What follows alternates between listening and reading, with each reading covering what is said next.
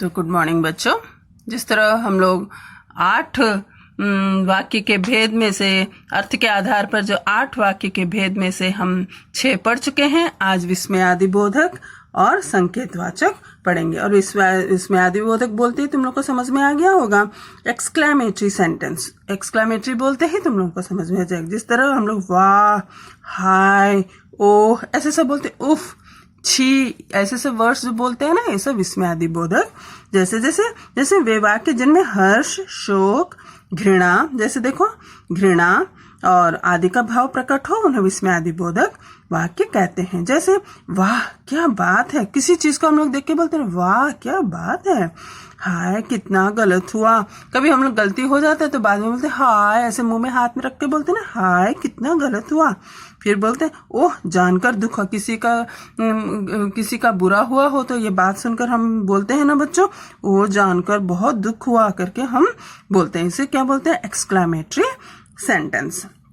मतलब जिन वाक्यों में हर्ष, शोक, विस्मय आदि में से कोई भाव प्रकट किया गया हो तो उन्हें क्या कहा जाता है? विस्मयादिबोधक कहा जाता है बच्चों। तो और भी देखो, जैसे जिन वाक्य में विस्मय, हर्ष, शोक, घृणा आदि प्रकट हो जाती है, माने उसमें जैसे बहुत बढ़िया, मुझे जीवन में सब कुछ मिला है। हम बोलते हैं ना कभी कभी भगवान की दया से हमें बहुत सब कुछ मिला है, बहुत बढ़िया। और एक्सक्लेमेटरी का चिन्ह भी है ना बच्चों, देखो ऐसे लगा के इसको बोलते हैं एक्सक्लेमेटरी, आश्चर्यजनक, जिससे ये वाक्य सुनते ही या हम बहुत आश्चर्य में पड़ जाते हैं, उस वाक्य को हम विस्मयादिबोधक बोलते हैं। और जैसे हाय, वाह, वाह ऐसे करके बोलते हैं। फिर बोलते उफ गर्मी ने मार डाला है, जैसे हाय मैं तो लुट गया, ऐसे दुख में बोला जा रहा है इधर में। उसके बाद में जैसे संकेत, जैसे वाह हम फिर प्रतियोगिता जीत गए, यह बोलना भी एक तरह का विस्मयादिक, आश्चर्यजनक और खुश होकर बोला जाना। उफ गर्मी ने मार डाला मुझे, यह बात भी बहुत गर्मी पड़ रही तो बोलते ना उफ गर्मी ने मार डाला। तो फिर और कुछ बोलते अच्छी, ऐसी भी कोई बात करता है, यदि कोई गंदी खराब बात बोल देते हैं बोलते हम छी।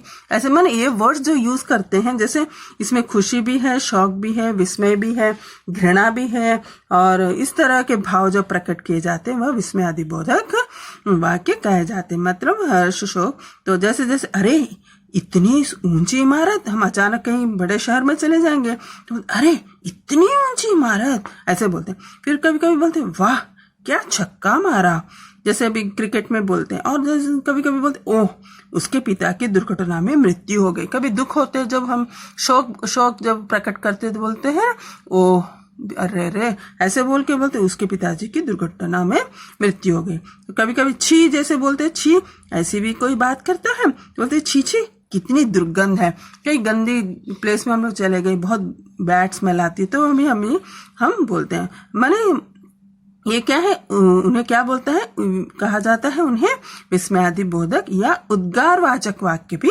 कहते हैं बच्चों। ठीक है, विस्मयादिबोधक को उद्गारवाचक भी कहा जाता है, बट विस्मयादिबोधक बोलना ही ठीक है क्योंकि यह हमारे लिए यूजफुल, हमारे लिए जान पहचान वर्ड है, तो इसलिए हम उद्गारवाचक से भी ज्यादा विस्मयादिबोधक कह सकते हैं। तो बच्चों नेक्स्ट है संकेतवाचक। लास्ट सेंटेंस क्या है? संकेतवाचक। तो तुम लोग समझ में आ गया होगा संकेतवाचक क्या होता है, क्या संकेत दे रहा है, मीन्स कंडीशनल सेंटेंस। ये क्या है बच्चों? कंडीशनल सेंटेंस है। माने जब कोई बात दूसरी बात पर आश्रित हो, माने एक बात दूसरी बात पर आश्रित हो अथवा संकेत करे, उन्हें हम संकेतवाचक वाक्य या शर्त बोधक वाक्य कहते हैं। जैसे जब कोई बात दूसरी बात पर आश्रित हो, जैसे यदि तुम अच्छी मेहनत करते तो प्रथम आते। जैसे तो है ना निपात है ना, तो भी, ही, ऐसा जो बोलते हैं ना, ये सब क्या है? निपात है। तुम लोगों को मालूम है, तुम लोग क्लास 6-7 में पढ़ चुके हो। मतलब क्या है, यह आश्रित कर रहा है, यदि तुम क्या मेहनत करते तो प्रथम आते, इसलिए तुम प्रथम नहीं आए हो। मतलब यह क्या है, जब कोई बात दूसरी बात पर आश्रित है, माने यदि तुम अच्छी तरह मेहनत करते तो क्या आते, दूसरा वाक्य क्या है, संकेत कर रहा है, क्या है, प्रथम आते। उन्हें संकेतवाचक वाक्य अथवा या शर्त बोधक भी, यदि माने शर्त भी लगाया जाए, मैं तुम दिल्ली चलोगे तो मैं चलूंगा, मतलब मैं अकेले नहीं जाऊंगा, तुम चलोगे। मैंने शर्त लगाना भी होता है, मैंने शर्त बोधक वाक्य भी इसे हम कहते हैं। मीन्स कंडीशन है इसमें, कंडीशनल सेंटेंस इसीलिए कहा गया है कि यह माने यहाँ पे क्या है, शर्त लगाया जा रहा है कि तुम दिल्ली चलोगे तो मैं चलूंगा, अदरवाइज मैं नहीं जाने वाला हूं। ऐसे सब जो इसे क्या कहते हैं बच्चों, कंडीशनल सेंटेंस कहते हैं। तो जैसे जिन वाक्यों में किसी कार्य के पूरा होने या ना होने के लिए किसी शर्त या कारण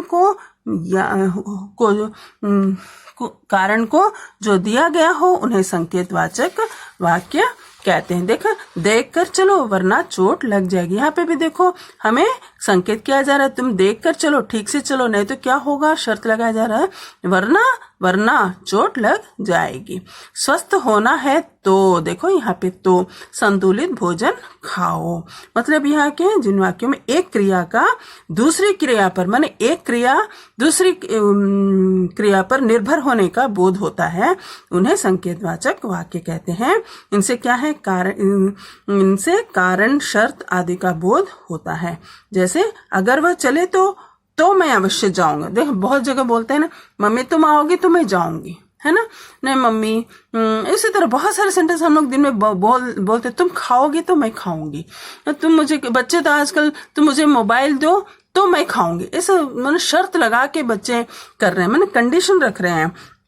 मतलब क्या, मन लगाकर पढ़ोगे तभी पास होगे, है ना, मतलब मैंने तो तभी ये सब जो आएंगे। यदि वर्षा हुई तो फसल अच्छी होगी, यदि आप आते तो इतनी बुरी मुसीबत ना आती। मतलब यहाँ पे बताया जा रहा है आप आ जाते तो इतनी मुसीबत ना आती। ये है बच्चों संकेतवाचक। और एक बार देखो सेंटेंस, देख कर चलो वरना चोट लग जाएगी। स्वस्थ होना है तो संतुलित भोजन खाओ। इसमें तुम लोग को पता चल ही रहा होगा, जिन वाक्यों में एक क्रिया का दूसरी क्रिया पर निर्भर, माने स्वस्थ होना है तो क्या है, स्वस्थ होना एक काम है, संतुलित भोजन खाने पर ही तुम हो सकोगे, माने दूसरी क्रिया पर निर्भर होने का बोध होता है। तो इसी ही हम संकेतवाचक या कंडीशनल सेंटेंस कहते हैं। इनसे इसके कारण शर्त आदि का बोध होता है बच्चों। उसी तरह अगर वह चले तो मैं अवश्य जाऊंगा। उसी तरह मन लगाकर पढ़ोगे तभी पास होगे। यदि वर्षा हुई तो फसल अच्छी होगी। यदि आप आते तो इतनी मुसीबत ना आती। इस तरह हम लोग एवरीडे लाइफ में बात करते रहते हैं। तो बच्चों तुम लोगों को शायद समझ में आ ही गया होगा, अर्थ के आधार पर, अर्थ की दृष्टि से वाक्य भेद। तो और एक बार देख लो बच्चों, विधानवाचक, विषेधवाचक, उसके निषेधवाचक, आज्ञावाचक, प्रश्नवाचक, इच्छावाचक, संदेहवाचक, विस्मयादिबोधक और संकेतवाचक। मतलब हम लोग सेंटेंस जो घर में जो दिन भर बात करते रहते हैं, बहुत सारे सेंटेंस और वाक्य, बट उसमें ही हम कितने सारे विधानवाचक बोल देते हैं, निषेधवाचक बोल देते हैं, आज्ञावाचक बोल देते हैं, प्रश्न बोलते हैं, इच्छावाचक बोलते हैं। ये सब दिन भर हम 24 घंटों में एटलीस्ट 18 घंटों तो ऐसे सब बातें हम करते ही रहते। संदेहवाचक, जैसे अब तुम्हारे घर कोई आया है, आंटी कोई, अब तुम्हारा नाम ले लो किसी का, पिंकी कहाँ गई, शायद अभी लौट रही होगी, गई हुई है बेटा, अभी आ जाएगी, शायद आ ही रही होगी, ऐसा सब बात करते हैं। विस्मयादिबोधक भी हम रोज बात, हाय क्या हो गया, अफगानिस्तान का परिस्थिति देखकर हम लोग सोच रहे हैं ना, वो क्या हो रहा है वहां पे, हाय क्या परिस्थिति है वहां पे, ये सब हम लोग रोज रोज बात करते हैं। उसी तरह संकेतवाचक भी हम बार बार बोलते हैं, देख कर चलो बेटा, जैसे बोलते हैं ना मम्मी तुम गाड़ी लेकर चलो जाओगे तो मम्मी बोलती है ना देख कर चलो, नहीं तो क्या हो जाएगा, तुम्हें एक्सीडेंट हो सकता है, तुम सावधानी से चलो। और घर में भी हम बहुत सावधानी से चलते हैं, कहीं जाते हैं तो भी सावधानी से गाड़ी चढ़ते हैं। ये सब क्या है, सावधानी हमें संकेत कर रहा है, मैंने हमें क्या है, यह शर्त या कारण को जो दिया गया हो उन्हें संकेतवाचक कहते हैं। जैसे देखकर चलो वरना चोट लग जाएगी, स्वस्थ होना है तो संतुलित भोजन खाओ। ये था बच्चों अर्थ की दृष्टि से वाक्य भेद। और बाद में मैं तुम लोगों को इन सब के क्या MCQs धीरे धीरे भेजती जाऊंगी और तुम लोग ध्यान से पढ़ो। और यदि इसमें कोई डाउट आए तो मुझे गूगल मीट में भी तुम लोग सीधा पूछ सकते हो, मैं हर प्रश्न का उत्तर देने को तैयार हूँ। ओके, धन्यवाद।